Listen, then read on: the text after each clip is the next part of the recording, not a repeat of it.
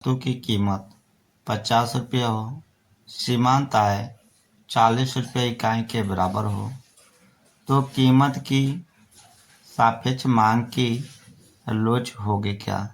तो मांग की लोच क्या होगी? तो 5 होगी। क्या होगी? 5 होगी। अब इनको हम कैसे हल करेंगे? यहाँ पे देखिए, ये मांग की लोच के सूत्र हैं A R minus M R होता है। जो हमारा ए आर है 50% है, ठीक। अब यहाँ पे क्या करना है, इसी को 50%,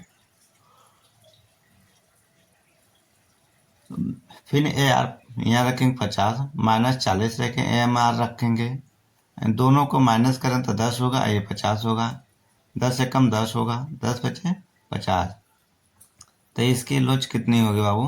5% होगा, ठीक। दूसरे प्रश्न पे आते हैं। लिखा है एक समुद्र उत्पाद वक्र एक सीधी रेखा होगी, यदि आगत क्या होगा? तो इससे पूर्ण स्थान पत्र होगा। क्या होगा? पूर्ण स्थान पत्र होगा।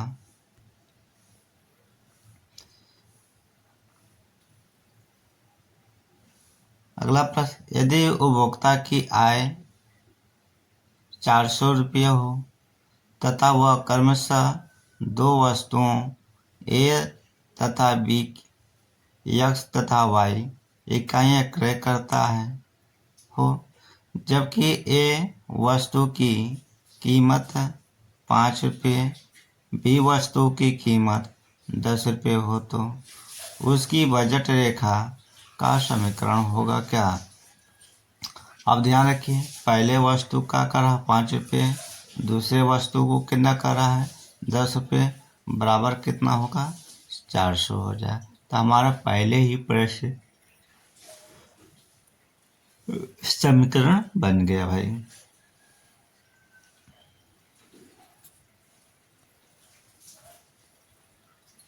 अगला प्रश्न देखें, एक अनधिमान वक्र ढाल होता है, तो कैसे होता है? यानी माइनस ऋणात्मक होता है। कैसा होता है? ऋणात्मक होता है। यहाँ पर देखिए ढाल के बना हुआ है। अगला प्रश्न, एक समान मांग फलन होता है तो कीमत में क्या होता है? कीमत में क्या होगा? तो इस प्रश्न का उत्तर का एक दिशा असमान फलन होता है।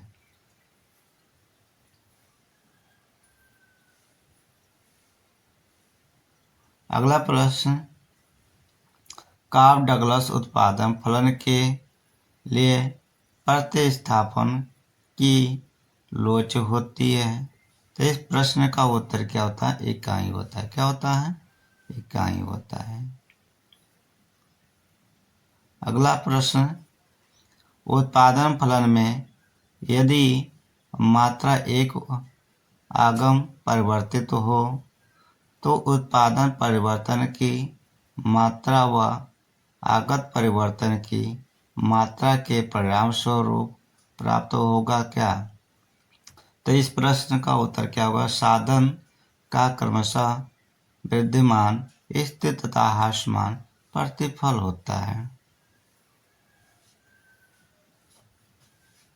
अगला प्रश्न देखें, कार्ब डगलस उत्पादन फलन में यदि आगतों को उनके सीमांत उत्पादकता के अनुसार पारितोषिक दिया जाए तो पारितोषिक वितरण के उपरांत अशोषण होगा, तो इस प्रश्न का उत्तर क्या होगा? शून्य होगा। क्या होगा? शून्य होगा।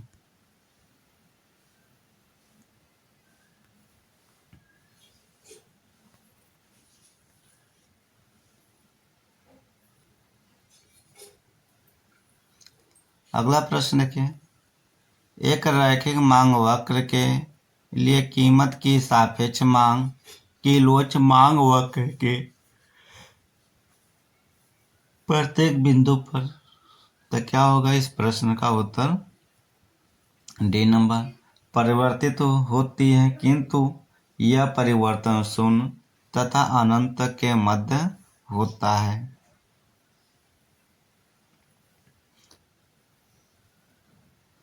अगला प्रश्न है, यदि मांग फलन D बराबर 400/P हो तो कीमत 40 इकाई पर मांग की लोच क्या होगी। अब इनका प्रश्न का उत्तर क्या होगा, सी नंबर, इकाई। क्या होगा, इकाई। अब यहाँ देखिए कैसे हल किया गया है। मांग की लोच का सूत्र हमारा ये है, ठीक। यहाँ पे हमने क्या करा, डिमांड जो इसकी है तो यहाँ रखा है D बराबर 400/P हो जाएगा, और इनकी लोच का है, इनको काटे तो 10% आएगा। क्या आएगा, फिर इनको रखेंगे समीकरण के अनुसार। मान रखने पर यहाँ पे इनको क्या करेंगे, कैंची गुणा कर लेंगे। 440/10 ये है, यहाँ उतार लेंगे। 400 ये है। अब इनको क्या करना, इस संख्या को इससे गुणा करना, तो 400 ये हो जाएगा। तो इनको यदि कटने वाली संख्या तो हम काट दूँ तो क्या होगा, 40 ये कट गया, और 40 दाम ये कट गया, और 10 से कम 10, तो माइनस में क्या होगा, 1 इकाई होगा। क्या होगा, 1 इकाई होगा भाई। अगला प्रश्न है, समान मांग फलन का ढाल होता है क्या, तो ऋणात्मक होता है। समान मांग का फलन का ढाल होता कैसा होता है, तो ऋणात्मक होता है। क्या होता है, ऋणात्मक होता है।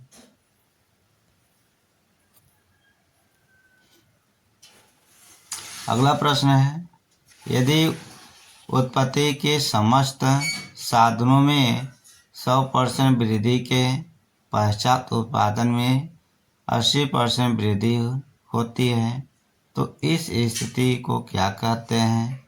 तो इसमें क्या रहा, ह्रासमान प्रतिफल होता, पैमाने का ह्रासमान प्रतिफल हो रहा भाई। अगले प्रश्न पे देखते हैं,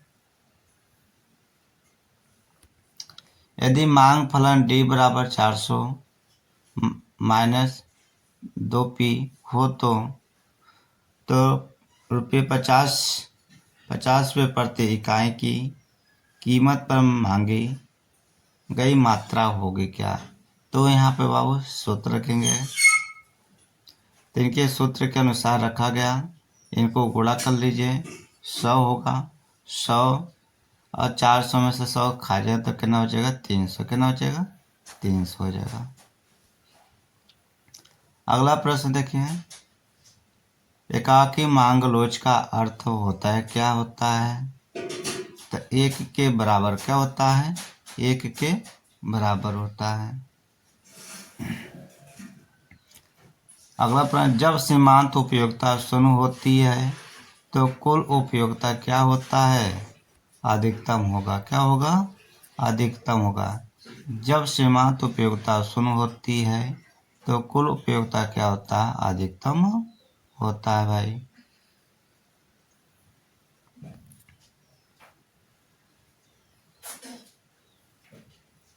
अभी देखिए, अब हर रिपीट कर रहा है प्रश्न। अभी 2002 और 3 में लगातार पूछा, और 2004 में भी पूछा प्रश्न।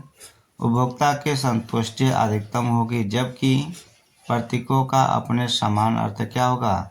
हमने आपको बताया था MU/PX MUI/PY होता है, यही इसका समान अर्थ का प्रतीक चिन्ह है भाई।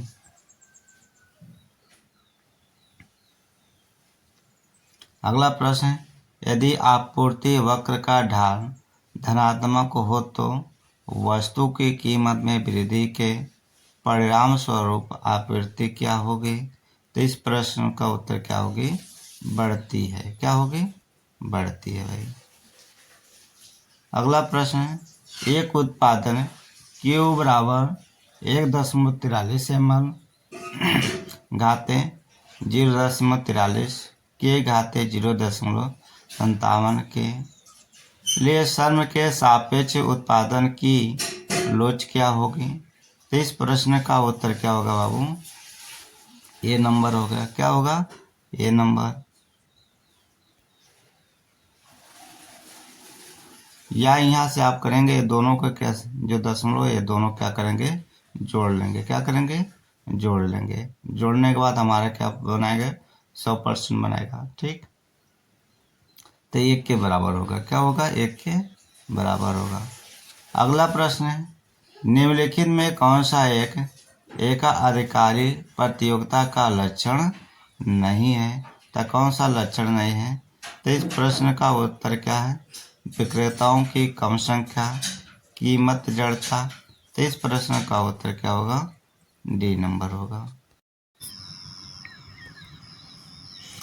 निम्नलिखित में से कौन सा एक एकाधिकारिक प्रतियोगिता का लक्षण नहीं है। तो इस प्रश्न का उत्तर जवाब हो गया डी नंबर। अगले प्रश्न पे आते हैं।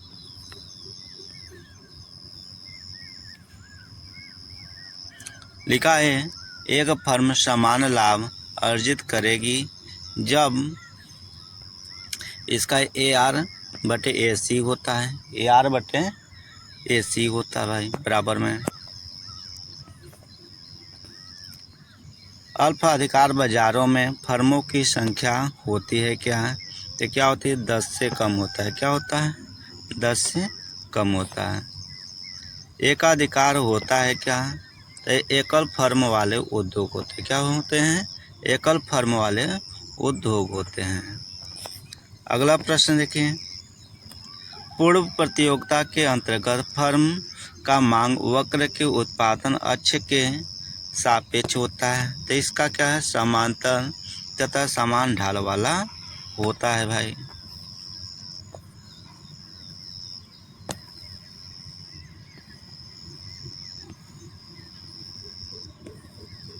अगला प्रश्न है, व्यापार चक्र का अति निवेश सिद्धांत किसने दिया। तो किसने दिया, तो इस प्रश्न का उत्तर हैयक ने दिए थे।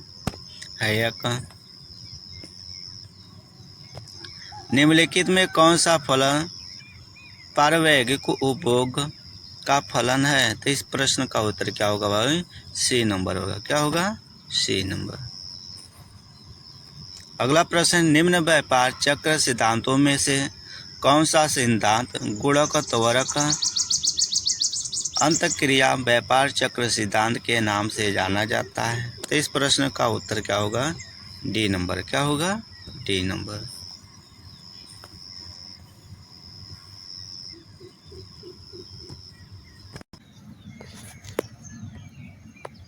अगला प्रश्न है, लगान के आधुनिक सिद्धांत के अनुसार लगान प्राप्त होता है। तो किससे प्राप्त होता है, भूमि, श्रम या पूंजी से प्राप्त होते हैं। अगला प्रश्न देखिए, यदि बचत की सीमांत प्रवृत्ति 0.125 हो तो निवेश का गुणांक का मान क्या होगा। तो इस प्रश्न का उत्तर क्या होगा बाबू, सी नंबर होगा। इनको लगाने के लिए तरीका देखिए कैसे है। इनकी के बराबर 1/MPS, जो के का गुणांक होता है, MPS होता है बचत की सीमांत होता है। क्या होता है, बचत की सीमांत होता है। तो हम क्या करूँगा, प्रवृत्ति क्या 1/0.125 रखूँगा। अब इनको काटने का तरीका आपको क्या होना चाहिए, जैसे 1 है, 0 है।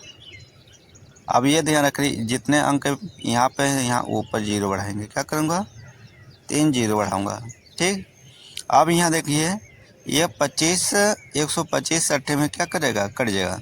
8 पंचे 40, हाथ से बचा कितना 4, 8 दूनी 16, 16 में 4 जोड़ तो 20 हुआ। हासिल कितना बचा, 2 बचा। 8 कम 8, 8 में 2 जोड़ तो 1000 कट गया। तो कितने बार में कट जाएगा भाई, 8 बार में। कितने बार, 8 बार में। ठीक, अगले प्रश्न पे देखिए, निम्न फलनों में से कौन सा निवेश फलन प्रायोगिक निवेश फलन नहीं है। तो कौन सा नहीं है, तो ये नंबर नहीं है। निम्न से अल्फा अधिकार की स्थिति में कौन सी है। तो कौन सी है, तो इस प्रश्न का उत्तर क्या है, कुछ विक्रेताओं तथा अनेक क्रेता हैं। अगला प्रश्न है, कीमत नृत्य मॉडल में निम्नलिखित में से कौन सा कथन सही है? तो इस प्रश्न का उत्तर क्या है? ए नंबर, केवल कीमत नेता अपना लाभ अधिकतम करता है।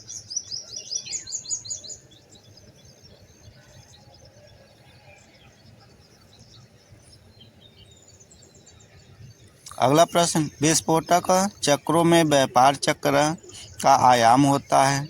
तो इस प्रश्न का उत्तर क्या होगा बाबू? डी नंबर, कूदता हुआ परंतु असतत होता है। अगला प्रश्न, कार्टेल किस बाजार का भाग है? तो अल्प अधिकार का अधिकार है। अगला प्रश्न, विकुंचित मांग की धारणा को किसने विकसित किया था? तो किसने किया था? पी सीवीजी ने।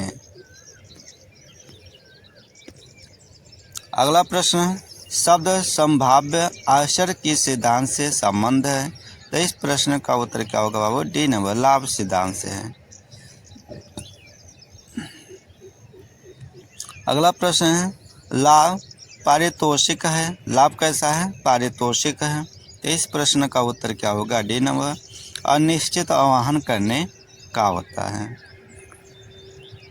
अगला प्रश्न, एक एकाधिकार निर्धारित कर सकता है। तो क्या कर सकता है? कीमत अथवा उत्पादन को निर्धारित कर सकता है। अगला प्रश्न देखिए, निम्न चित्र किस स्थिति को प्रदर्शित करता है? तो किसको प्रदर्शित कर रहा भाई? यहाँ से आपको पूर्ण प्रतियोगिता के अंतर्गत समान लाभ को क्या करता है? इंगित करता है भाई। अगला प्रश्न देखिए,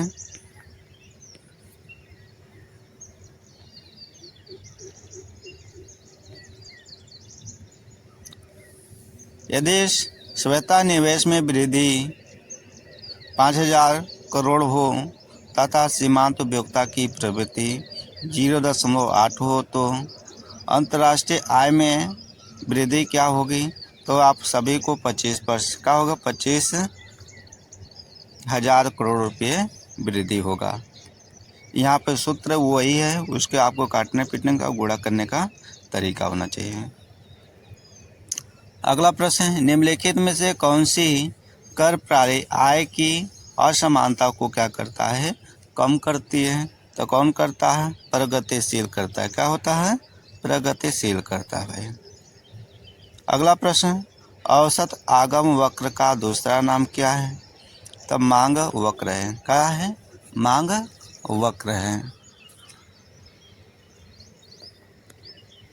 अगला प्रश्न देखिए, एक वस्तु बाजार में संतुलन की शर्त होती है, किस पे? मांग और पूर्ति होते हैं। मांग बराबर पूर्ति पे होती है भाई। अगला प्रश्न है, निम्नलिखित चरों के युग्म से कौन सा युग्म एक त्वरक के मध्य संबंध को व्यक्त करता है? तो इसका उत्तर क्या? उपभोग तथा आय होता है। उपभोग तथा आय होता है।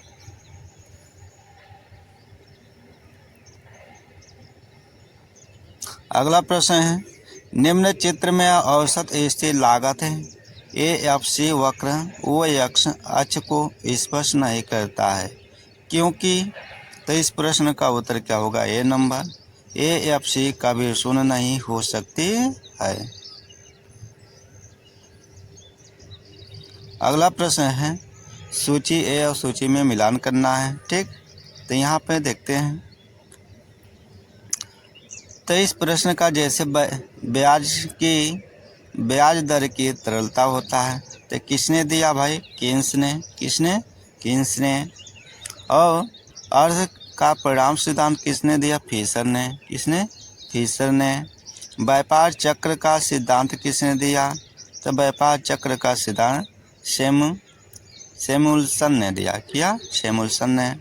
और इनका ये दी भाई। ठीक, इस प्रश्न का उत्तर ये नंबर।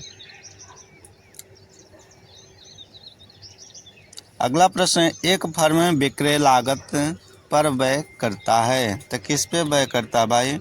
एक अधिकारी प्रतियोगिता पे करता है खर्चा भाई।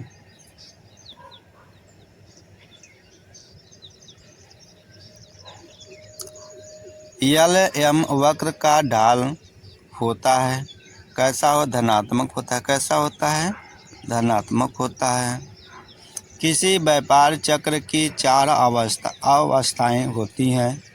इन अवस्था का सही कर्म क्या होता है? तो इस प्रश्न का उत्तर क्या होगा बाबू?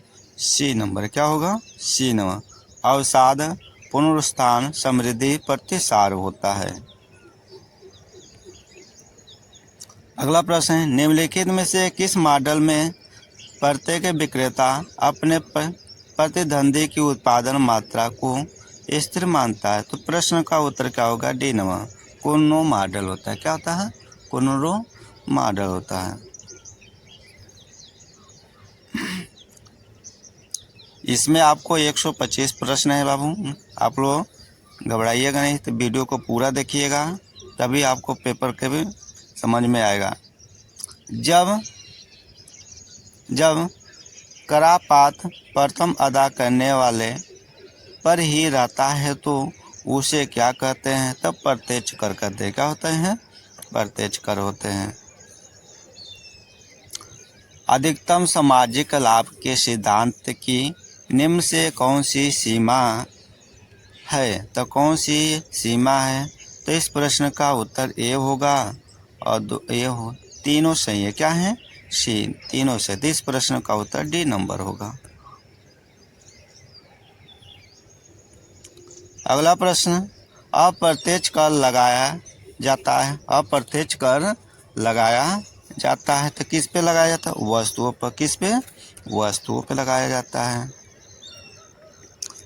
अगला प्रश्न, करापात विक्रेताओं तथा क्रेताओं के मध्य वितरित होगा। तो इस प्रश्न का उत्तर क्या होगा बाबू? D number. मांग तथा पूर्ति की लोच के अनुपात में होगा। निम्नलिखित करों में से कौन सा कर प्रत्यक्ष कर नहीं है? इनमें से कौन सा प्रत्यक्ष कर नहीं है? तो बिक्री दर क्या है? प्रत्यक्ष कर नहीं है भाई। बिक्री दर हमारा प्रत्यक्ष कर नहीं है।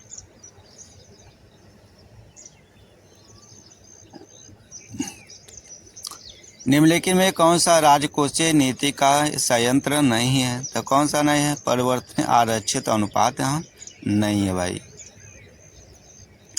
राजकोषीय नीति से संबंधित है। राजकोषीय संबंधी नीति है कौन? तो सार्वजनिक आय तथा व्यय खर्च पे संबंधित है।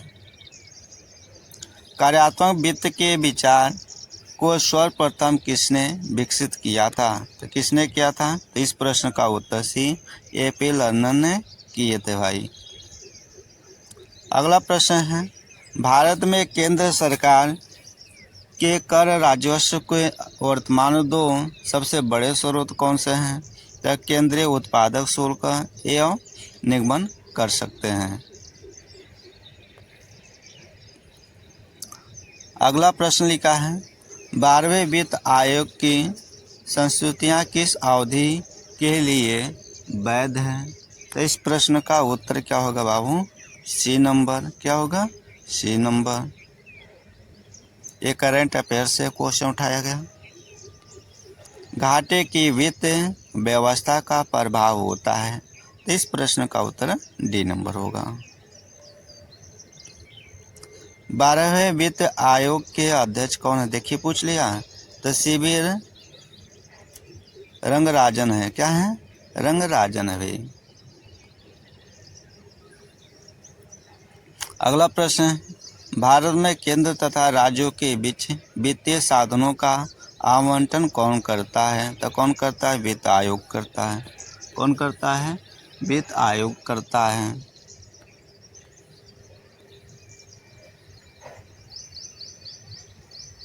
अगला प्रश्न देखें, लिखा है निम्नलिखित में कौन सा मुद्रण का कार्य है? कौन सा मुद्रण का कार्य है? सभी है। इनमें से क्या है? मूल्यों का संचय, मूल्यों का माप है, विनिमय का माध्यम, ये सभी है। ठीक। अगला प्रश्न देखिए, निम्नलिखित में से किसे नोट निर्गत करने की एकाधिकार प्राप्त है? तो आप सभी को पता होगा भाई, रिजर्व बैंक ऑफ इंडिया को। ठीक, यदि तुम लोग से पूछा जाए भारतीय रिजर्व बैंक अधिनियम 1934 की धारा 22 के अनुसार भारत में नोट निर्गत करने का एकमात्र अधिकार किसे मिला? आरबीआई को। किसे मिला? आरबीआई को।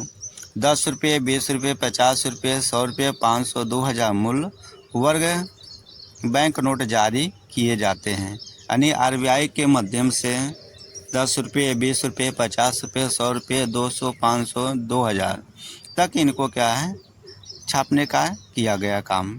फिर यदि उसी पीछे 2 रुपये, 5 रुपये मूल वर्ग के नोटों का मुद्रण बंद कर दिया गया।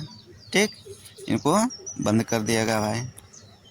तो ध्यान रखिएगा, क्वेश्चन कहीं से पूछेगा। निम्नलिखित में कौन सा वाणिज्यिक बैंक का कार्य नहीं है? कौन सा नहीं है? साख पर नियंत्रण तथा निगमन करना ये नहीं है भाई।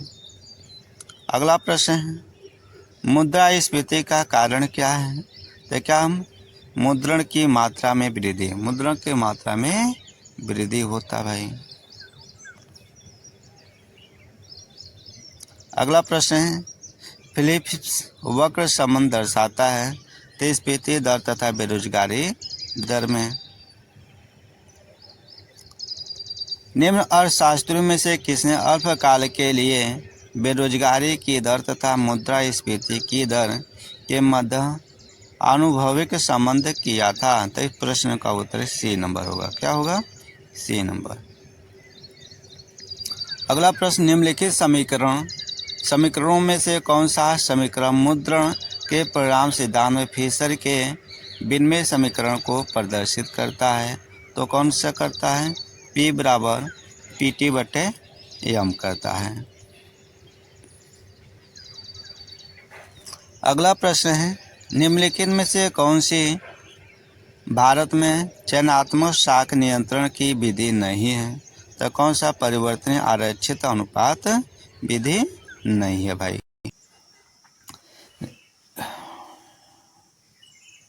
अगला प्रश्न देखते हैं, भारत में मौद्रिक नीति कौन बनाता है? तो इस प्रश्न का उत्तर क्या होगा?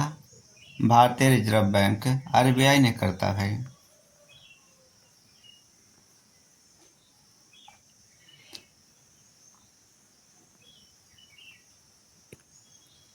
अगला प्रश्न देखिए, निम्नलिखित में से एडम स्मिथ के स्वतंत्र व्यापार के सिद्धांत का केंद्र बिंदु कौन सा था? तो इस प्रश्न का उत्तर क्या? श्रम विभाजन होता है। क्या होता है? श्रम विभाजन। अगला प्रश्न, निम्नलिखित में से अर्थशास्त्रियों के किस समूह ने बाजार अर्थव्यवस्था को समर्थन किया? तो किसने किया? तो इस प्रश्न का उत्तर क्या होगा? डी नंबर, एडम स्मिथ, रिकार्डो, J.K. गैलब्रेथ ने। अगला प्रश्न, प्रवेश नाम के किसके साथ संबंध है? तो इस प्रश्न का उत्तर क्या होगा? अंतर्राष्ट्रीय व्यापार के लिए। अगला प्रश्न है, एडम स्मिथ का अंतर्राष्ट्रीय व्यापार विश्लेषण निम्नलिखित में से किस सिद्धांत पर आधारित है? तो निरपेक्ष लाभ पे। किस पे? निरपेक्ष लाभ पे। अगला प्रश्न देखें, निम्नलिखित में से कौन सी चयनित साख नियंत्रण विधि है? तो कौन सा है? नैतिक दबाव है। कैसा है? नैतिक दबाव होता है।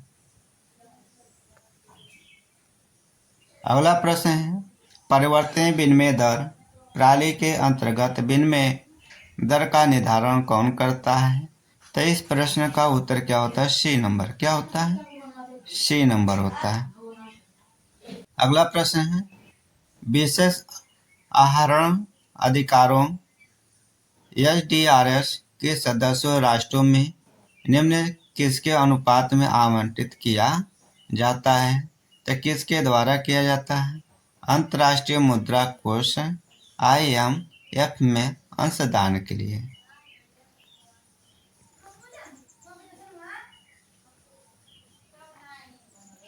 अगला प्रश्न, निम्न से किस विश्व अर्थव्यवस्था का तृतीय स्तंभ किसे कहते हैं? तो इस प्रश्न का उत्तर क्या होगा? सी में विश्व व्यापार संगठन होता है। अगला प्रश्न है, शिशु उद्योग का तर्क किसके पक्ष में होता है? तो संरक्षण के रूप में होता है।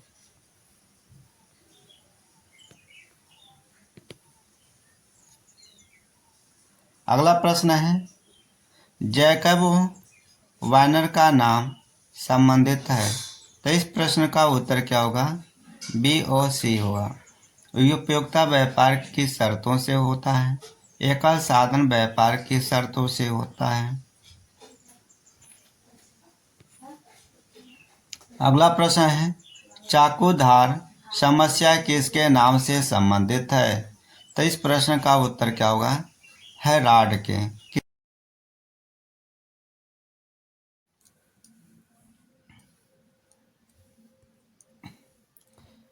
अगला प्रश्न, निम्नलिखित में कौन सा निर्धनता के दुष्चक्र का अवयव नहीं है? तो ब्याज दर नहीं होता है। अगला प्रश्न,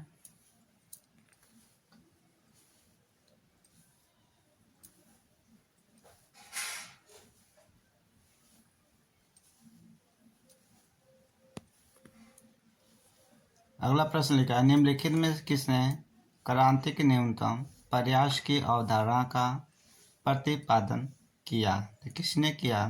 तो इस प्रश्न का उत्तर क्या होगा? B number. क्या होगा? B number. अगला प्रश्न लिखा है, हेराल्ड मॉडल में बचत फलन का सही स्वरूप क्या है? तो इस प्रश्न का उत्तर क्या होगा बाबू? ए नंबर। क्या होगा? ए नंबर। अगला प्रश्न देखिए, सोलो के समृद्ध मॉडल में निम्न से कौन स्थिर नहीं रहता है? तब पूंजी श्रम अनुपात नहीं होता है। ठीक।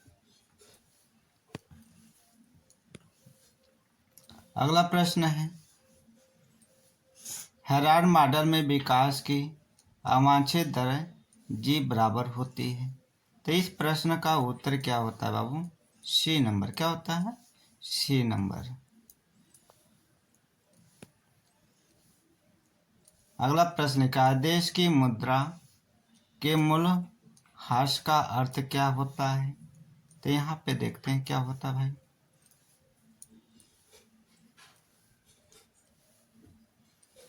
तो इस प्रश्न का उत्तर क्या होगा बाबू? बी नंबर आप लोग लगा लीजिएगा। बी नंबर इसका।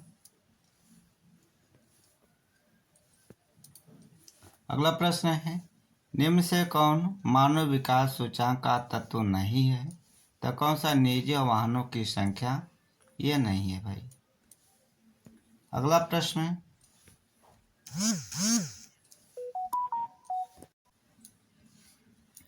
आर्थिक विकास के प्रबल प्रयास सिद्धांत का प्रतिपादन किसने किया था? तो इस प्रश्न का उत्तर क्या होगा?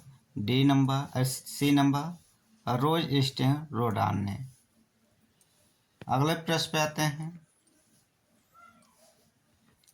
यदि किसी समुदाय में औसत बचत दर 18.0%, पूंजी उत्पादन अनुपात 4.0%, जनसंख्या वृद्धि दर 1.5% वार्षिक हो तो समुदाय की प्रति व्यक्तिगत समृद्धि दर क्या होगी?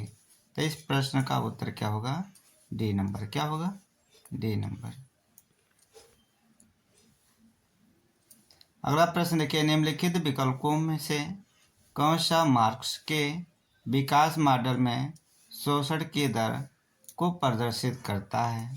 तो इस प्रश्न का उत्तर का जवाब क्या होगा भाई?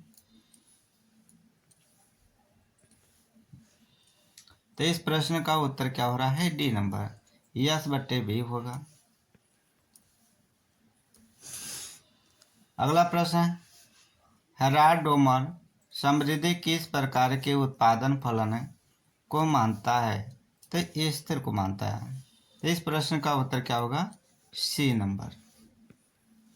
अगला प्रश्न देखिए, VAT यानी वैट लगाया जाता है तो किस पे लगाया जाता है? उत्पादन तथा अंतिम बिक्री के बीच के समस्त स्तरों पे किया जाता है। अगला प्रश्न पे आते हैं। निम्नलिखित संस्थाओं में से कौन सी संस्था भारत में राष्ट्रीय आय का अनुमान लगाती है? तो कौन लगाते हैं? केंद्रीय सांख्यिकी संगठन होता भाई। अगले प्रश्न पे आते हैं।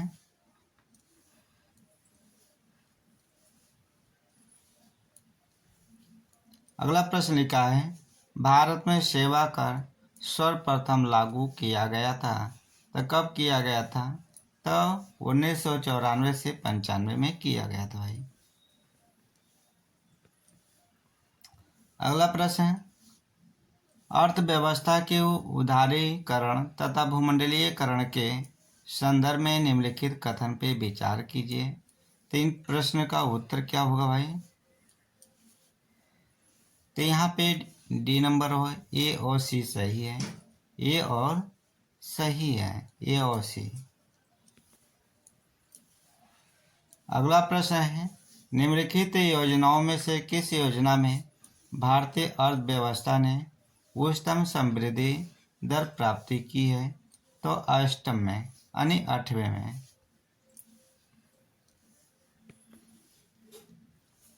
अगला प्रश्न है, वर्तमान में विश्व निर्यात व्यापार में भारत का प्रतिशत अंश क्या है? तो इस प्रश्न का उत्तर क्या होगा बाबू? 0.8% होगा।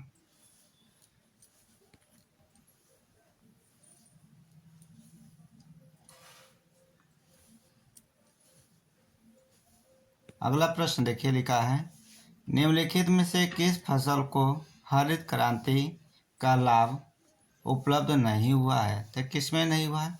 तिलहन में। किस में? तिलहन में नहीं हुआ है। अगला प्रश्न लिखा है, भारत मोडवेड प्रारंभ किया गया। तो कब किया गया? तो 1986 में। कब? 1986 ईस्वी में। अगला प्रश्न है, निम्नलिखित में से कौन सा मापन किसी आवृत्ति बंटन के संचयी आवृत्ति वक्रों को कटान बिंदु को प्रदर्शित करता है? तो माध्यिका है। क्या है? माध्यिका है। अगला प्रश्न है, श्रेणी 5, 15, 45 का गुणात्मक माध्य होगा। तो इस प्रश्न का उत्तर क्या होगा? 15 होगा। क्या होगा? 15 होगा। जैसे यहाँ पे इनके गुणनखंड करके बताया गया है। ठीक। अगला प्रश्न देखिए, लिखा है, बहुलक तथा माध्यिका किस प्रकार की सांख्यिकी माध्य हैं? तो इस प्रश्न का उत्तर क्या होगा? ए नंबर, स्थिति संबंधित माध्य होता है। अगला प्रश्न देखिए, प्रथम n प्राकृतिक अंकों का समांतर माध्य क्या होता है? तो आप सभी भाई बंधुओं को याद हो गया, इसका सूत्र n+1 बटे यानी n+1 बटे 2 होता है। ठीक, प्राकृतिक संख्या निकालने के लिए। अगला प्रश्न है, निम्नलिखित में कौन सा कथन सत्य है? तो इसको आयोग ने इसका आंसर नहीं दिया है। तो हम लोग भी समांतर माध्य जो है अगुणात्मक हरात्मक होता है। तो जिसमें समांतर माध्य लिखा है अगुणात्मक हरात्मक सब में लिखा भाई। अब ये बढ़ते क्रम बराबर के हैं। तो इस प्रश्न का उत्तर क्या होगा? C number.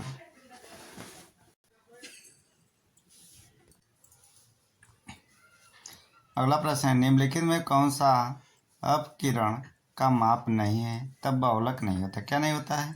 बहुलक नहीं होता है।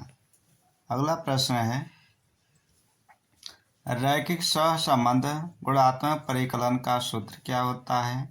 तो इस प्रश्न का उत्तर क्या होगा? बी नंबर होगा। क्या होगा? बी नंबर होगा।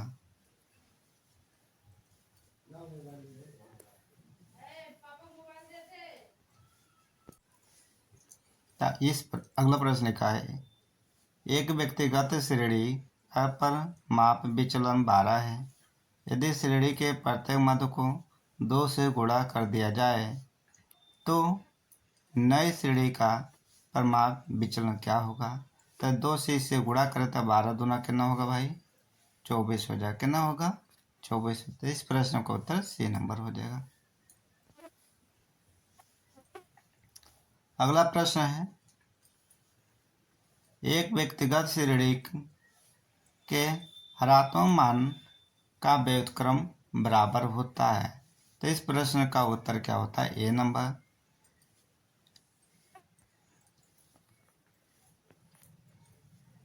अगला प्रश्न है, अर्थशास्त्री में आवश्यकता विहीनता का सिद्धांत किसने दिया था?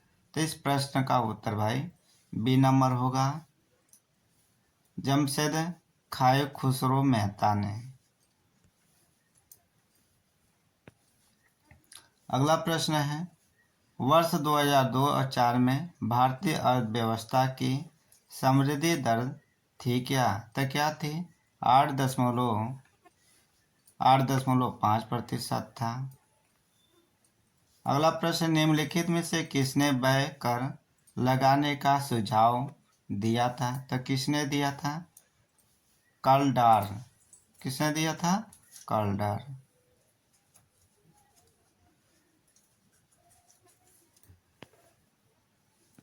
अगला प्रश्न है, भारत में ब्रिटिश काल में किसने आर्थिक दोहन के सिद्धांत का प्रतिपादन किया था? दादा भाई नौरोजी ने। किसने किया था? दादा भाई नौरोजी ने। वर्तमान में भारत में सेवा कर की दर क्या है? तो 10% है। क्या है? 10% है। अगला प्रश्न है, निम्नलिखित कथनों में से कौन सा कथन अल्प विकसित देशों में निम्न स्तरीय प्रति व्यक्ति की आय के लिए सही है? तो क्या है? इस प्रश्न का उत्तर बी नंबर, उपभोग की सीमांत प्रवृत्ति अधिक होती है। अगला प्रश्न है, मुक्त व्यापार क्षेत्र उसे कहते हैं, यानी मुक्त व्यापार क्षेत्र किसे कहेंगे भाई? जहाँ बिना नियंत्रण के व्यापार होता है। क्या होता है? जहाँ बिना नियंत्रण के व्यापार होता है वहाँ हम मुक्त व्यापार कहते हैं।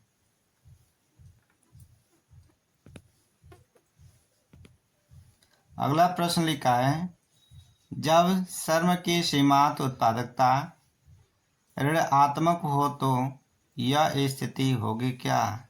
तो इस प्रश्न का उत्तर क्या होगा? ए नंबर, प्रच्छन्न बेरोजगारी होता है।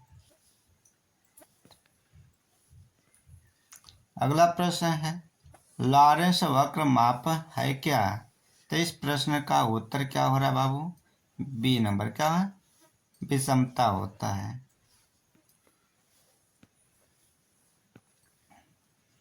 अगला प्रश्न देखें, निम्नलिखित में कौन सा जैकब वार्नर के अनुसार विकास का एक सूचक है? तो इस प्रश्न का उत्तर क्या होता है? डी नंबर, प्रति व्यक्ति राष्ट्रीय आय होता है। प्रति व्यक्ति क्या होता है? राष्ट्रीय आय होता है।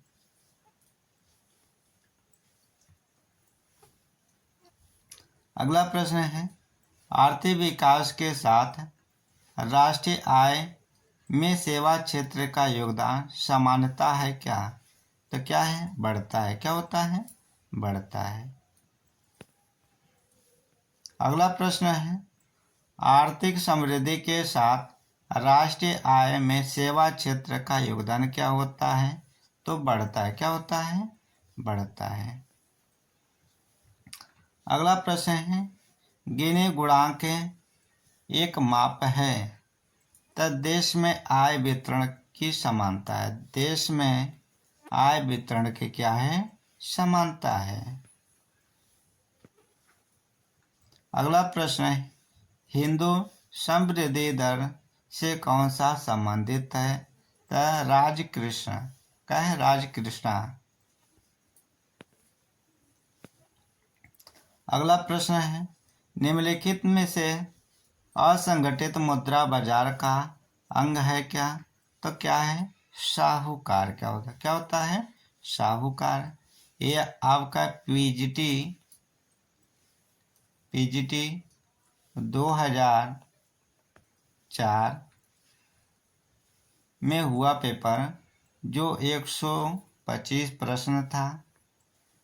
सभी प्रश्न उस समय यानी एक प्रश्न 4 नंबर का होता था। क्या होता था? एक प्रश्न 4 नंबर का होता था। और इन्हीं प्रश्न के माध्यम से आप लोग हर प्रश्न को समझने की कोशिश करें, कौन सा पैटर्न कहाँ से पूछा जा रहा है। यदि आप जहाँ से थोड़ा ज़्यादा अधिक क्वेश्चन मिल रहा है, उनको आप थोड़ा नोट्स बना लें। ठीक।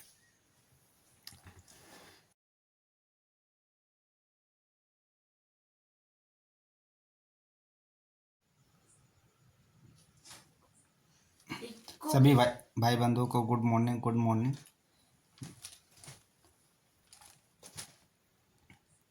आज आपका यूपी पीजीटी 2005 का पेपर पे हम चर्चा करेंगे, इकोनॉमिक्स यानी अर्थशास्त्र पे।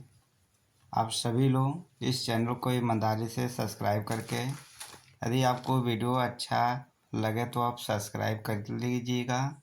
यदि हमारे चैनल के माध्यम से कोई भी सूचना या पढ़ना चाहते हैं तो आप लोग इससे जुड़े, आपका परिवार है। आप लोग जितना से ज़्यादा सपोर्ट करेंगे उतना आपके लिए हम भी सहयोग करेंगे भाई। लिखा है प्रश्न, जब मांग वक्र आयताकार अतिपरवलय हो तो मांग की लोच होगी क्या? तब मांग की लोच क्या होगी? इकाई लोचदार होती। कैसी होगी? इकाई लोचदार होगी। दूसरा प्रश्न देखते हैं।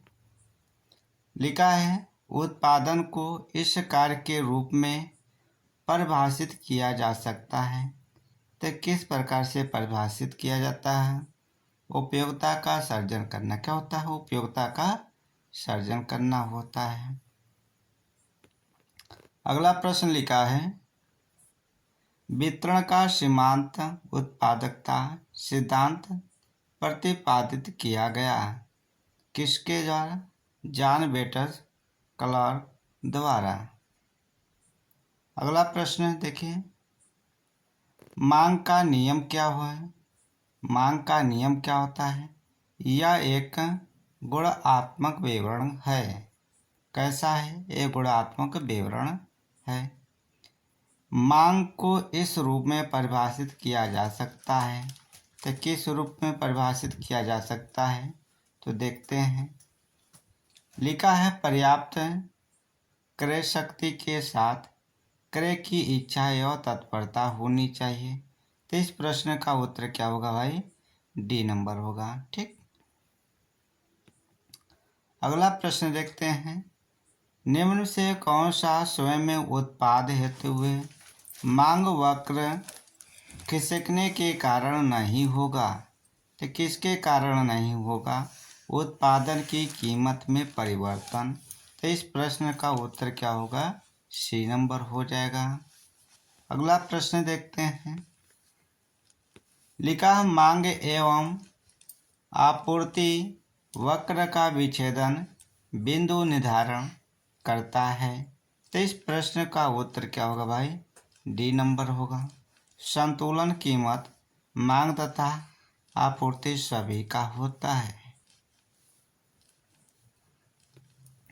अगला प्रश्न देखिए, लिखा है, एक सम उत्पादक वक्र एक सीधा रेखा होगी यदि आघात क्या होगा? पूर्ण स्थान पत्र होगा। तो इस प्रश्न का उत्तर क्या होगा? डी नंबर हो जाएगा। अगला प्रश्न देखता है, यदि कुल उपयोगिता अधिकतम हो तो सीमांत उपयोगिता होगी क्या? तो क्या होगी? शून्य होगा। क्या होगा? शून्य हो जाएगा। अगला प्रश्न है, एक समान मांग वक्र की ढाल होती है तो हमेशा क्या होती है? ऋणात्मक होती है, यानी माइनस होता है। अगला प्रश्न लिखा है, मांग वक्र कीमत का एक दिस्फलन होता है तो हास्यमान होता है। क्या होता है? हास्यमान होता है। ठीक। अगला प्रश्न देखा जाए।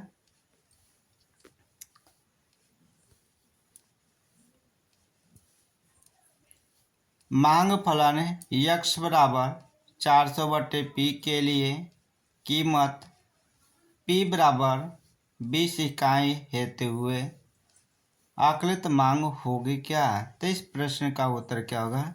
20 इकाई होगा। क्या होगा? 20 इकाई।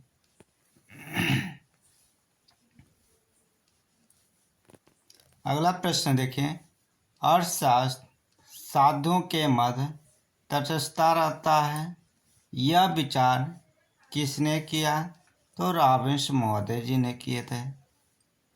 अगला प्रश्न देखते हैं। अगला प्रश्न लिखा है, जब कोई फर्म बा मितव्ययिताएं प्राप्त करती हैं तब उसके लागत वक्र क्या होता है? नीचे की तरफ क्या होती है भाई? खिसक जाती है, खिसकते हैं। अगला प्रश्न देखिए। आर्थिक लागत को वैकल्पिक रूप में इस तरह अभिव्यक्त किया जा सकता है तो किसके द्वारा? तो इस प्रश्न का उत्तर क्या होगा? B number. लेखांकन लागत प्लस निहितार्थ लागत होता है। अगला प्रश्न देखते हैं। व्यक्तिगत आय बराबर होती है तो राष्ट्रीय आय प्लस हस्तांतरण भुगतान माइनस अवितरित लाभ एवं निगमन कर होता है। तो इस प्रश्न का उत्तर क्या होगा भाई? डी नंबर हो जाएगा। अगले प्रश्न पे आते हैं।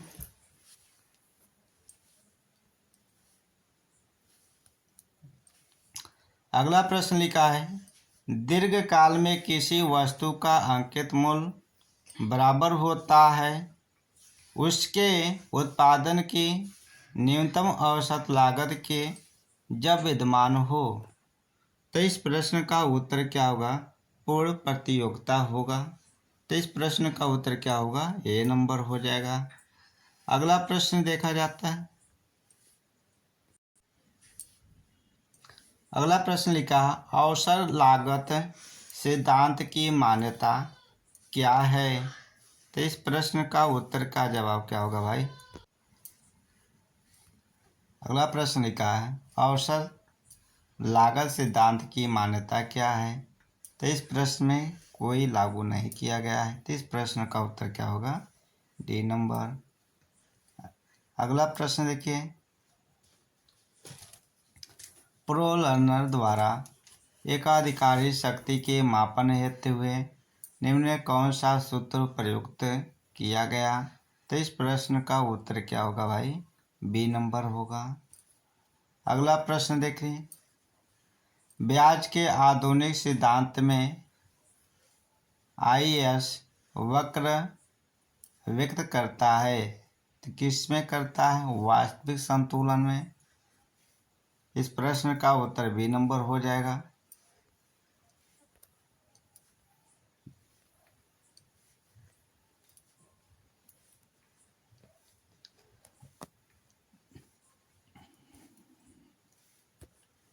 अगला प्रश्न देखें।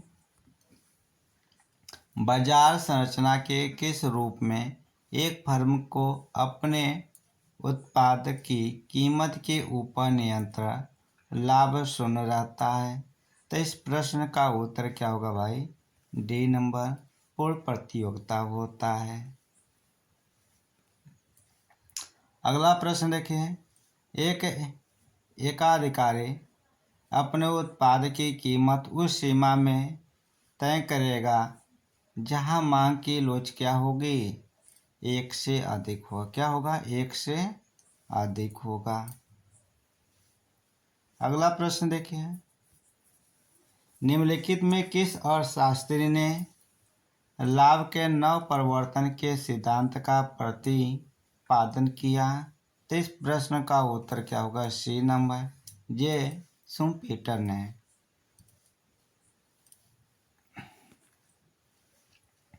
अगला प्रश्न है, व्यापार चक्र के लिए कौन सा तत्व उत्तरदायी नहीं है? तो कौन सा उत्तरदायित्व नहीं है? वितरण। क्या है? वितरण नहीं उत्तरदायी है भाई। अगले प्रश्न पे आते हैं।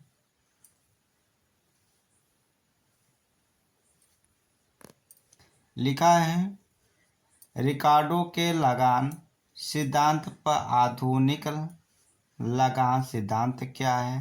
तो इस प्रश्न का उत्तर क्या होगा? सी नंबर, एकदम अलग। क्या होता है? एकदम अलग होता है। अगला प्रश्न देखा जाए। अगला प्रश्न लिखा है, गुणांक के का मूल क्या होगा? सी बराबर 5 प्लस 0.75y है। तो इनको हम जोड़ेंगे, उसके बाद सूत्र के माध्यम से रख कर काटेंगे तो हमें प्राप्त क्या होगा? 4। क्या होगा? 4 प्राप्त। तो इस प्रश्न का उत्तर बी नंबर होगा। यहाँ पे देखिए, इन संख्या को जोड़ने के बाद काटा गया है, यानी भाग किया गया है। अगला प्रश्न देखिए, उपभोग एवं बचत फलन निम्नवत दिए गए हैं। तो इस प्रश्न का उत्तर का जवाब क्या होगा भाई? तो बी नंबर। क्या होगा? तो इस प्रश्न का उत्तर क्या होगा? बी नंबर हो जाएगा। अगला प्रश्न देखते हैं। पूर्ण प्रतियोगिता के अंतर्गत अल्पकाल में किस परिस्थिति में एक फर्म उत्पादन बंद कर देगी? तो इस प्रश्न का उत्तर क्या होगा? ए नंबर। क्या होगा? ए नंबर होगा।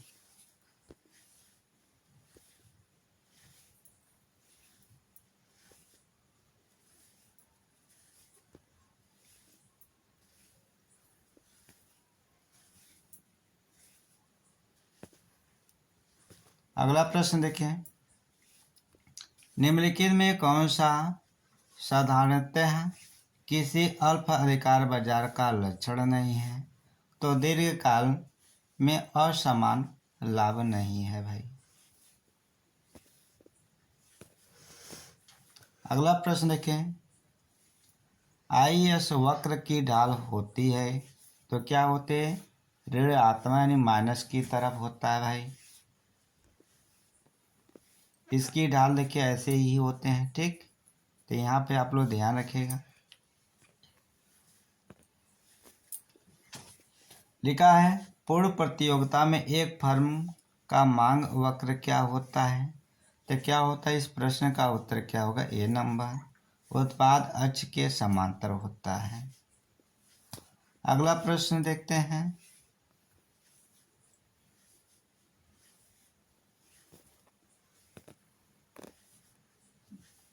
अगला प्रश्न लिखा है, यल एम वक्र की ढाल होती है तेब क्या होता है? धनात्मक होता है। कैसा होता है? धनात्मक होता है भाई। अगला प्रश्न देखा जाए, अवसर लागत का परिवाची है क्या?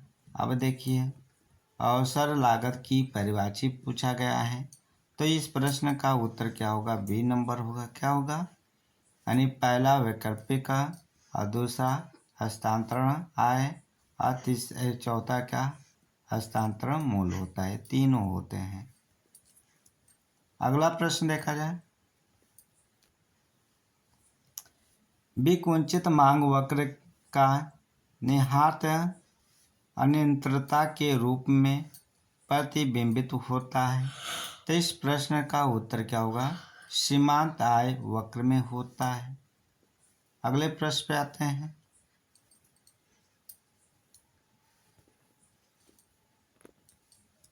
लिखा है अगला प्रश्न, लर्नर द्वारा दिया गया एकाधिकार कोटि का सूचांक है क्या? तो इस प्रश्न का उत्तर क्या होगा भाई? B number. अगला प्रश्न देखिए, लिखा है, निम्न से किस एक के साथ तरलता जाल का मेल है। तो इस प्रश्न का उत्तर क्या होगा भाई? डी नंबर, मुद्रा मांग फलन होता है। निम्न से किसके साथ अधिक क्षमता का सिद्धांत संबंधित नहीं है? तो पूर्ण प्रतियोगिता के नहीं होता है।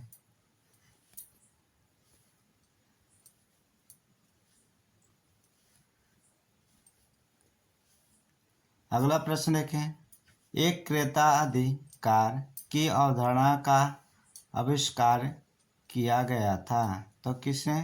श्रीमती जे रॉबिन्स द्वारा। एकाधिकार डैश उद्योग है क्या? तो एक फर्म है। क्या है? एक फर्म है। अगला प्रश्न देखिए, किन्स के रोजगार के सिद्धांत का प्रारंभिक बिंदु क्या है? तब प्रभावपूर्ण मांग होता है। क्या होता है? प्रभावपूर्ण मांग होता है। अगला प्रश्न है, यदि एक विक्रेता का मांग वक्र P बराबर 16 माइनस 1/2 की हो तो उसकी प्राप्त होने वाले सीमांत आगम होगी क्या? तो इस प्रश्न का उत्तर क्या होगा भाई? C number. क्या होगा? C number.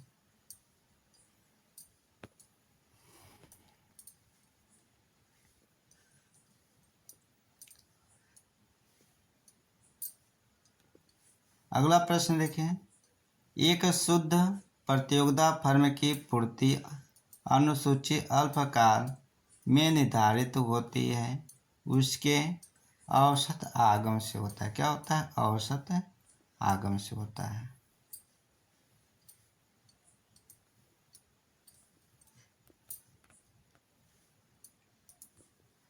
अगला प्रश्न, समूह संतुलन का प्रत्यय को विकसित किया गया, तो इस प्रश्न का उत्तर क्या होगा भाई? C number. क्या होगा? C number. अगला प्रश्न देखिए, यदि सभी करदाताओं को अपनी आय का 10% कर के रूप में भुगतान करना पड़ता हो तो यह स्थिति है क्या? तो इस प्रश्न का उत्तर क्या होगा? सी नंबर, अनुपातिक कर प्रणाली होता है भाई। अगला प्रश्न देखिए, सार्वजनिक निर्माण कार्य में होने वाले विनियोग को कहा जाता है, तो क्या कहा जाए? पूंजीगत व्यय कहा जाता है। अगला प्रश्न देखिए, असमानताओं को कम करने के लिए सरकार को निम्न से कौन सी कर प्रणाली अपनानी चाहिए? तो इस प्रश्न का उत्तर क्या होगा भाई? सी नंबर, प्रगतिशील कर प्रणाली को अपनाना चाहिए भाई।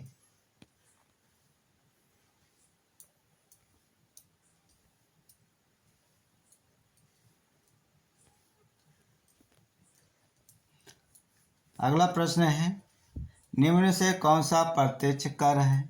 तो इसमें से क्या है? इनमें से कोई नहीं है। शून्य आधारित बजट बनाने का प्रमुख गुण क्या है?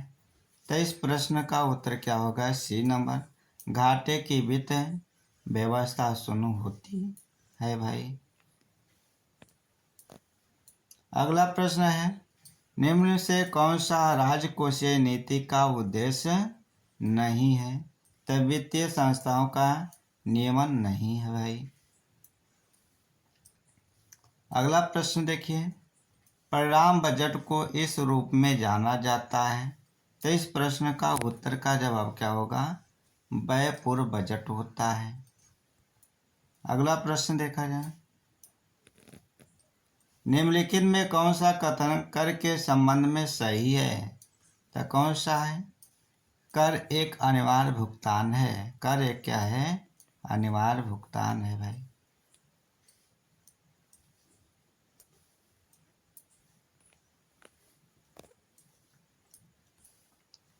सामाजिक लाभ अधिकतम होता है जब सीमांत सामाजिक लाभ बराबर सीमांत सामाजिक त्याग होता है। अगला प्रश्न है मिलान करना है, तो इनको थोड़ा जूम कम कर दें।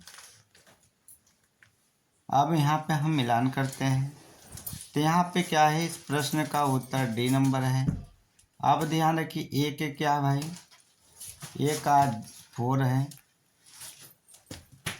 यानी राजस्व घाटा क्या होता है, कुल राजस्व प्राप्तियां कुल राजस्व व्यय होता है। बी नंबर बजट घाटा देखिए, तब कुल राजस्व कुल व्यय होता है, तो इस प्रश्न का उत्तर क्या होता है, 3 नंबर।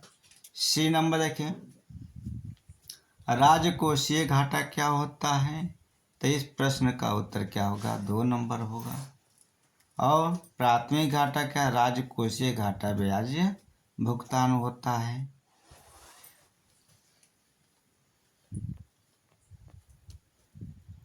अगला है भारत में वित्त आयोग का गठन कौन करता है, तो इसका गठन कौन करता है भाई, राष्ट्रपति करते हैं।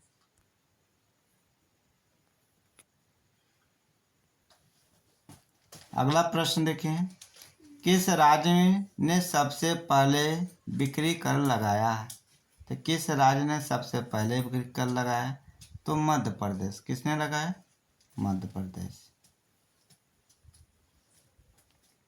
अगला प्रश्न देखें, संघ के शुद्ध कर राजस्व प्राप्तियों में राज्यों के अंश के आवंटन में 12वें वित्त आयोग ने सर्वाधिक भार जिस मानक को दिया वह है क्या, तो इस प्रश्न का उत्तर क्या है, प्रति व्यक्ति की आय है।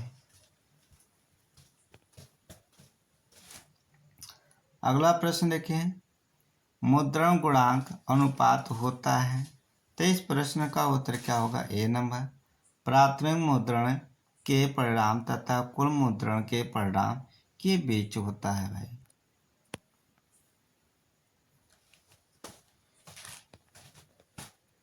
अगला प्रश्न देखिए, लिखा यदि आयात की मांग की लोच 1 से अधिक है तो अवमूल्यन से आयात का मूल्य क्या होगा, बढ़ेगा। क्या होगा, बढ़ेगा। अगला प्रश्न देखिए, मुद्रास्फीति की तुलना डाकू से की जानी चाहिए, यह किस अर्थशास्त्री का कथन है, तो इनमें से कोई नहीं है। क्या है, कोई नहीं।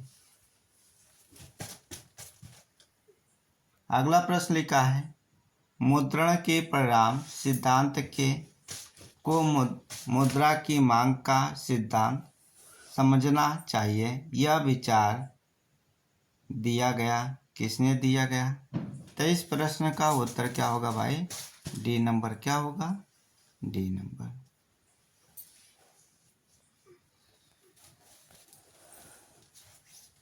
अगला प्रश्न देखिए, मुद्रण के परिणाम सिद्धांत के अनुसार मूल्य स्तर में वृद्धि को इससे जोड़ा जाएगा, तो इस प्रश्न का उत्तर क्या होगा, बी नंबर।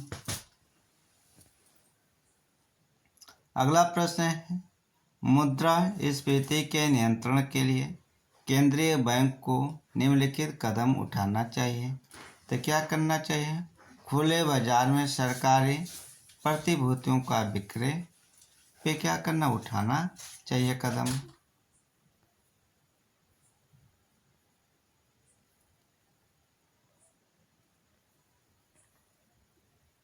अगला प्रश्न है, 1 रुपये के नोट पर किसके हस्ताक्षर किए जाते हैं, ये बहुत बार प्रश्न पूछा गया, तब वित्त सचिव का होता है। 1 रुपये के नोट पर किसके हस्ताक्षर किए जाते हैं, तब वित्त सचिव को किए जाते हैं भाई। और सभी नोट पर आरबीआई के सिग्नेचर होते हैं। मुद्रण की सट्टा मांग को जैसे कि केन्स के द्वारा वर्णित है, इस प्रकार व्यक्त किया जा सकता है, तो इस प्रश्न का उत्तर क्या होगा, ये नंबर होगा। अगला प्रश्न है, रेपो दर क्या होता है, अल्पकालिक ब्याज दर होता है। क्या होता है, अल्पकालिक ब्याज दर होता है। अगला प्रश्न देखिए, भारतीय रिजर्व बैंक का राष्ट्रीयकरण कब किया गया? तब 1949 में। 1949 में। पहले करें, भारतीय रिजर्व बैंक ऑफ इंडिया की स्थापना 1935 में की गई थी। ठीक, उसके बाद इनको परिवर्तन किया राष्ट्रीय में। तब कब किया गया? तो 1949 में किया गया था। अगला प्रश्न है, खाद्य एवं विनियोग नियंत्रण हेतु केंद्रीय बैंक को करनी चाहिए। तो क्या करनी चाहिए? नगद आरक्षी अनुपात में बढ़ोतरी और बैंक दर में बढ़ोतरी हो।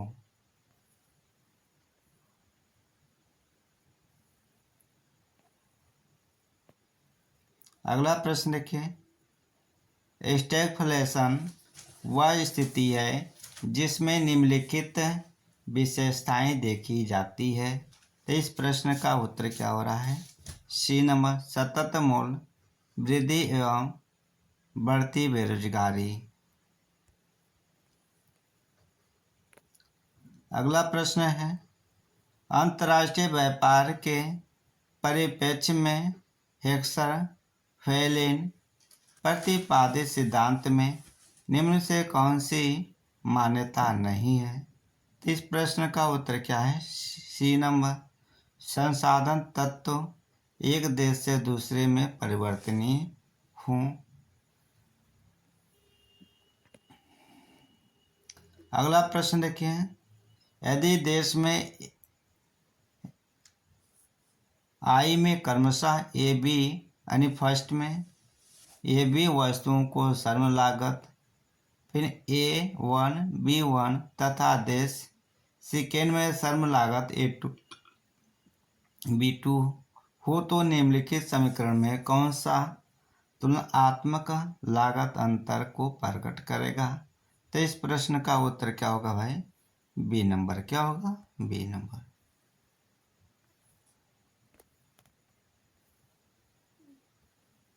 आप पूरे प्रश्न को अच्छे से देखिएगा भाई, छोड़िएगा नहीं। अगला प्रश्न है, अनुकूलतम प्रशुल्क उच्चतम तब होगा जब प्रस्तावित वक्र की लोच होगी। तो इस प्रश्न का उत्तर क्या होगा? ए होगा, एक होगा। क्या होगा? एक होगा। अगला प्रश्न, भुगतान और शेष को अवमूलन तभी सुधार सकता है जब आयातों की मांग लोच एवं निर्यातों की मांग लोच का योग हो। तो इस प्रश्न का उत्तर क्या हो? एक से अधिक। क्या होगा? एक से अधिक। अगला प्रश्न देखें, अदृश्य व्यापार संदर्भित करता है। तो इस प्रश्न का उत्तर क्या हो? डी नंबर, सेवाओं का व्यापार। सेवाओं का व्यापार होता है। शिशु उद्योग तर्क की व्याख्या अक्सर निम्न पर संदर्भ में की जाती है। तो यहाँ पे देखते हैं, तो किसमें संरक्षण होता है? क्या होता है भाई? संरक्षण। अगले प्रश्न पे देखिए, औद्योगिक सुरक्षा हेतु शिशु उद्योग तर्क का प्रतिपादन किया गया था। तो इस प्रश्न का उत्तर क्या होगा? ए नंबर होगा, फ्रेडरिक लेस्ट द्वारा तैयार किया गया था। अगला प्रश्न है, यदि पी मूल्य स्तर यक्स निर्यात का यम आयात तथा क्यू परिणाम का घोतक हो तो आय व्यापार शर्त होगी। तो इस प्रश्न का उत्तर क्या होगा? सी नंबर होगा। क्या होगा? सी नंबर होगा। अगला प्रश्न है, अंतर्राष्ट्रीय मुद्रा कोष के अंतर्गत विशेष आहरण अधिकारों का संचालन किस वर्ष से प्रारंभ हुआ? तो इस प्रश्न का उत्तर क्या होगा?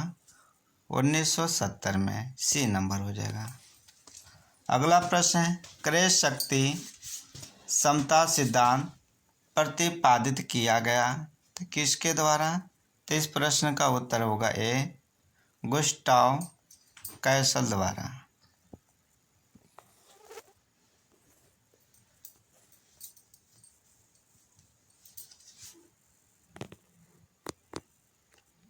अगला प्रश्न देखिए, निम्नलिखित में से कौन सा हेराल्ड डोमर मॉडल की मान्यता नहीं है? तो इस प्रश्न का उत्तर है बचत की सीमांत प्रवृत्ति बचत की औसत प्रवृत्ति से अधिक होता है भाई। अगला प्रश्न देखिए, लेविस के अनुसार वर्तमान मजदूरी दर पर श्रम की पूर्ति होती है।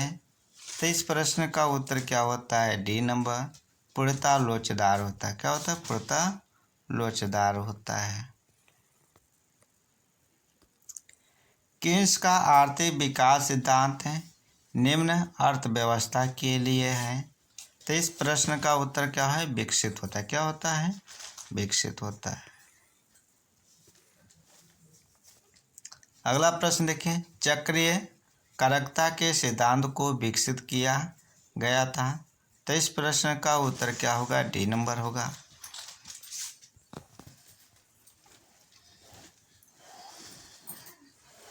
अगला प्रश्न है, संसाधनों के पूर्ण उपयोग की समस्या संबंधित है। तो इस प्रश्न का उत्तर क्या हो? आर्थिक विकास। क्या होता है? आर्थिक विकास। पूंजी, प्राकृतिक संसाधनों, विदेशी सहायता और अंतर्राष्ट्रीय व्यापार आर्थिक विकास में सामान्यतः महत्वपूर्ण भूमिका अदा करते हैं, लेकिन इनमें से कोई भी जनशक्ति के बराबर नहीं है। यह कथन किसका है? तो प्रश्न का उत्तर क्या होगा? बेंजामिन हिगिंस का है। अगला प्रश्न देखिए, भारत में अधिकतम जनसंख्या में व्यक्ति कार्यरत हैं तो किसमें? प्राथमिक क्षेत्र में होते हैं।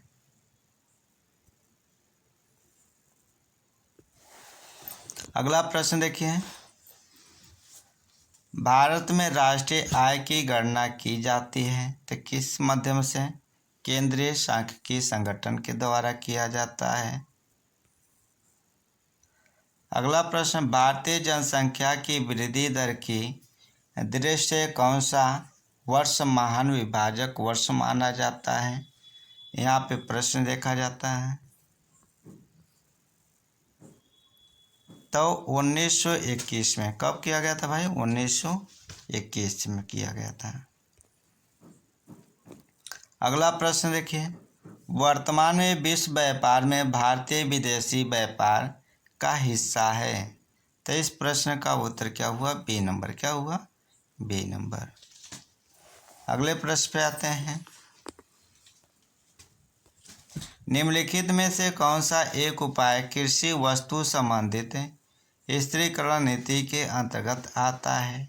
तो इस प्रश्न का उत्तर क्या होता है? बी नंबर, न्यूनतम समर्थन मूल्य होता है। अगला प्रश्न है, वर्ष 2001 की जनगणना के अनुसार भारत के किस राज्य में महिला साक्षरता दर सबसे कम था? तो कहाँ पर? बिहार में। अगला प्रश्न है, भारत में राष्ट्रीय विकास परिषद का गठन कब किया गया था? 1952 में। 1952 में किया गया था।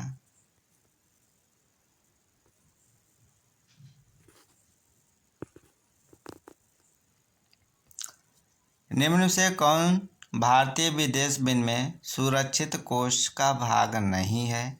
तो इस प्रश्न का उत्तर क्या होगा? D number.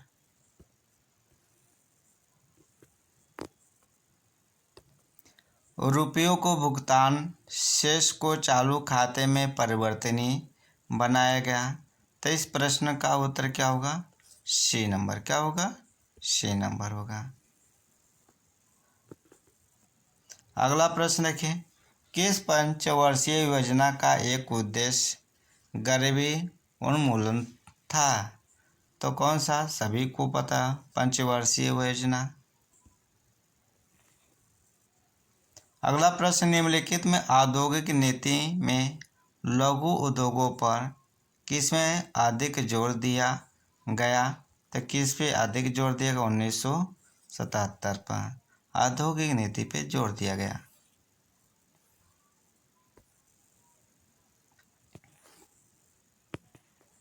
अगला प्रश्न देखिए, भारतीय निर्यात को प्रोत्साहित करने के लिए इंडिया ब्रांड इक्विटी फंड किस मंत्रालय द्वारा स्थापित किया गया?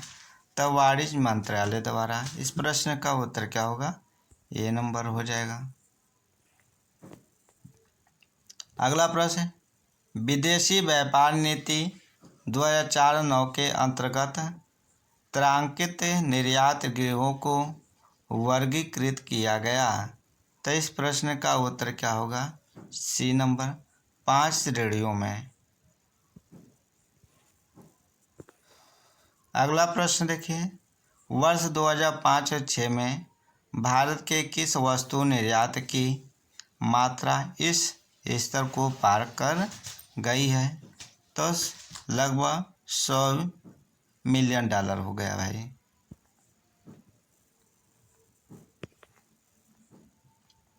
अगला प्रश्न, मुंबई स्टॉक एक्सचेंज का संवेदी सूचांक 10,000 अंकों के स्तर पे पहुंचा था। कब पहुंचा था? 2006 में। कब पहुंचा था? 2006 में।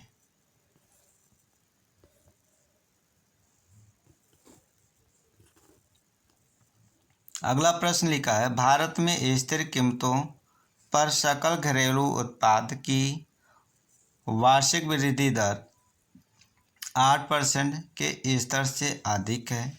तो इस प्रश्न का उत्तर क्या होगा? बी नंबर, 4 बार।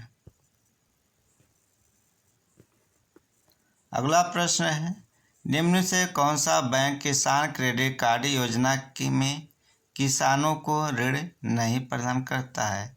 तो इस प्रश्न का होता है नाबार्ड। क्या होता है? नाबार्ड। अगला प्रश्न है, भारत में किस जगह से काम के बदले अनाज योजना का शुभारंभ प्रधानमंत्री मनमोहन सिंह द्वारा किया गया था? तो कहाँ किया गया? आंध्र प्रदेश और अलूर में। अगला प्रश्न देखिए, पर माप विचलन क्या होता है? माप की समान इकाई में व्यक्त किया जाता है। तो क्या होता है? माप की समान इकाई में व्यक्त किया जाता है। आपका 125 प्रश्न रहेंगे और आपका लगभग 104 प्रश्न हो चुके हैं और आपका 21 प्रश्न बचे हुए हैं। एक समान वितरण में क्या होता है? सभी तीनों बराबर होते हैं। कभी क्या होता है? सभी तीनों क्या होंगे? बराबर होंगे भाई। अब अन्वेषण की विधि क्या होता है? तो क्या है? जनगणना विधि हुआ या नमूना हुआ? तो ये भी दोनों है। क्या हो? ये भी दोनों होंगे भाई। अगला प्रश्न है, सांख्यिकीय अनुमानों और संभाव्यताओं के का विज्ञान है, यह कथन किसका है? तो इस प्रश्न का उत्तर क्या होगा? सी। तो बॉर्डिंग गठन होता है। क्या? बॉर्डिंग गठन होता है भाई।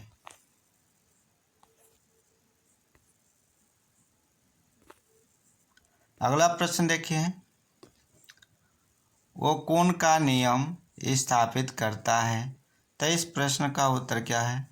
बेरोजगारी एवं वास्तविक सकल घरेलू उत्पाद में ऋणात्मक संबंध होता है भाई। अगला प्रश्न देखिए, निम्नलिखित में से शुद्ध समीकरण कौन सा है? तो इस प्रश्न का उत्तर क्या होगा? D number, GNP.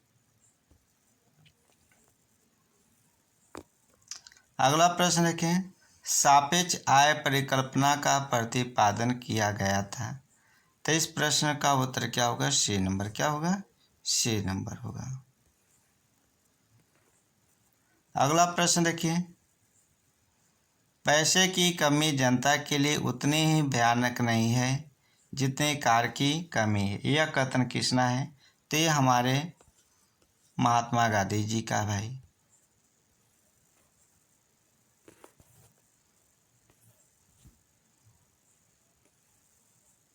अगला प्रश्न है, विपत्रता सूचांक प्रदर्शित करता है तो किस पे करता है? स्फीति की दर तथा बेरोजगारी की दर के योग को होता है भाई। अगला प्रश्न है, माना कि 9 व्यक्तियों का औसत वजन 50 किग्रा है। प्रथम 5 व्यक्तियों का वजन का औसत 45 किग्रा है, जबकि अंतिम 5 व्यक्तियों का वजन का औसत 55 किग्रा है। तब 5वें व्यक्ति का वजन क्या होगा? अब इनको हम भाई गुणा भाग करके निकालेंगे तब। तो इस प्रश्न का उत्तर क्या 50 किग्रा होता है। यहाँ पे गुणा कर लीजिए। 9 व्यक्तियों का वजन कितना है? 50 किग्रा। तो इनको गुणा करने पे हमारा कितना 450 हुआ। 5 व्यक्तियों का 225। 5 व्यक्तियों का कुल वजन माइनस करेंगे तो 275 हुआ। ठीक, अब इन दोनों में से कुल माइनस कर देंगे तो कितना होगा? तो 50 किग्रा हमारा अंतर मिला भाई। अगला प्रश्न है, नामक यानी प्लानिंग द पुअर नामक पुस्तक की रचना किसने किया था? तो इस प्रश्न का उत्तर क्या होगा? ये नाम है B.S. विल्सहॉस। अगला प्रश्न है, गत 25 वर्षों में केंद्रीय लोक व्यय में असाधारण वृद्धि के निम्नलिखित में कौन सा एक कारक प्रमुख है? तो इस प्रश्न का उत्तर क्या होता है? डी नंबर, केंद्र सरकार द्वारा लिए गए ऋणों के ब्याज का भुगतान।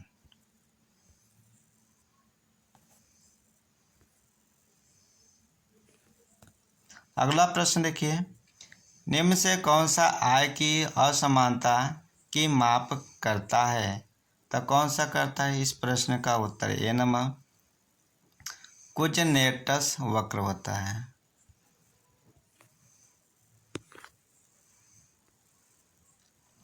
अगला प्रश्न, अनुकूलतम जनसंख्या का सिद्धांत लागू होता है तो किस पे होता है? इस प्रश्न का उत्तर सी, कम जनसंख्या एवं अधिक जनसंख्या वाले दोनों देशों में। अगला प्रश्न, मिलान करना है। ये और बी में दोनों में क्या करना है? मिलान करना भाई। तो पंचवर्षीय योजना में कौन कौन से कार्य हुए हैं इनके बारे में हम क्या करेंगे? मिलान करेंगे। यहाँ पे हम देखेंगे, देख लिया जाए उसके बाद क्या हो रहा है यहाँ पे। तो इस प्रश्न का उत्तर डी, यहाँ पे हमने चर्चा करा। प्रथम योजना में रिदेम प्रत्यागम हुआ, प्रयोग में लाया गया। और द्वितीय में क्या हो? जनसंख्या की समस्या का समाधान के लिए। और तृतीय योजना में मैकेनिकल प्रत्यागम अपनाया गया। और चौथा में क्या हो? क्या है? कैफेटेरिया प्रत्यागम अपनाया गया था भाई। यहाँ पे आप लोग मिलान कर लीजिएगा, ये भी सुमेलित करना है। ठीक, कथन ए और बी में क्या करना है? मिलान करना है।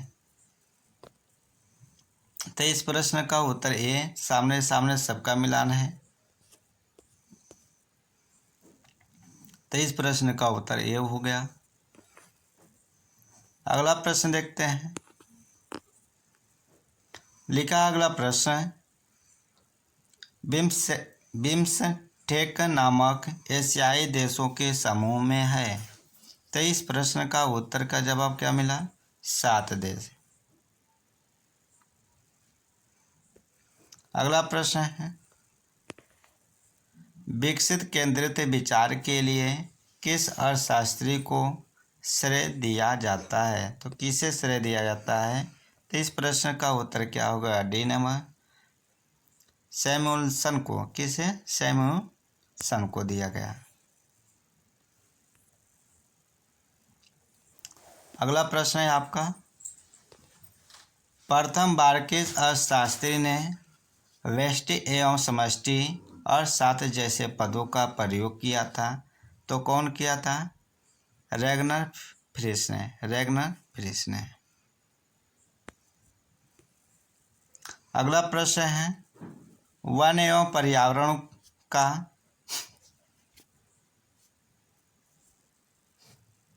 पूर्ण मंत्रालय गठित किया गया। तो इस प्रश्न का उत्तर क्या होगा भाई? बी नंबर 1985 में।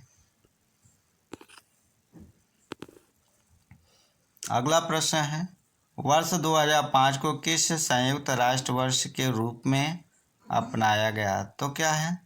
प्रौद्योगिकी। अगला प्रश्न देखिए, विश्व विकास रिपोर्ट 2006 इस विषय पर केंद्रित है। तो इस प्रश्न का उत्तर क्या होगा? ए नंबर, सभी के लिए बेहतर निवेश वातावरण हो। ठीक।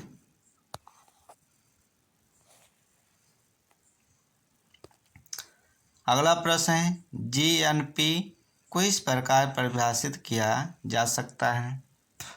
तो किस प्रकार परिभाषित किया जाता है? तो इस प्रश्न का उत्तर क्या होगा? डी नंबर होगा, एनएनपी मूल्यह्रास होता है। आपका 2005 का है पीजीटी, और ये ना सोचें पीजीटी में आया तो टीजीटी में, ये क्वेश्चन घुमा कर पूछ सकता है टीजीटी के लिए भी।